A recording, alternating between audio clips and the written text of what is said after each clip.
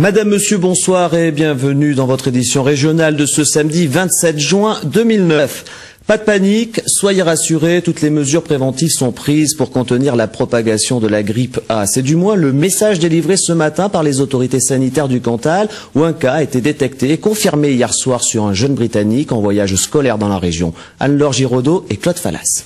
Chaque année, depuis 17 ans, ce collège prend en charge des élèves du Sussex dans le cadre d'échanges linguistiques.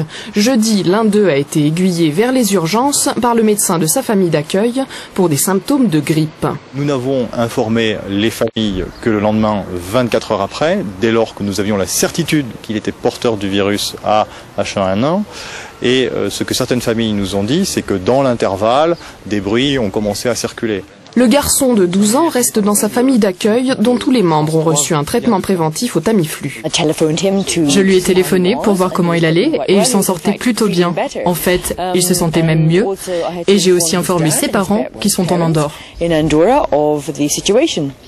Donc cet enfant va être récupéré par ses parents et va pouvoir regagner sa famille, j'imagine dans l'après-midi ou dans les jours qui viennent, avec quand même des mesures d'isolement, c'est-à-dire qu'il faut qu'il évite pendant une dizaine de jours d'aller dans des lieux publics ou de voyager avec des transports en commun par exemple.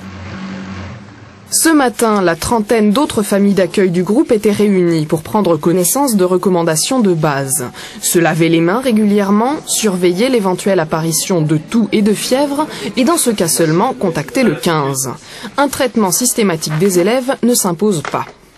Rien ne dérange le programme. Nous allons poursuivre notre programme comme prévu. Nous avons plein d'excursions dans la région pour découvrir l'Auvergne. Le malade en question, il reste avec sa famille. C'est tout.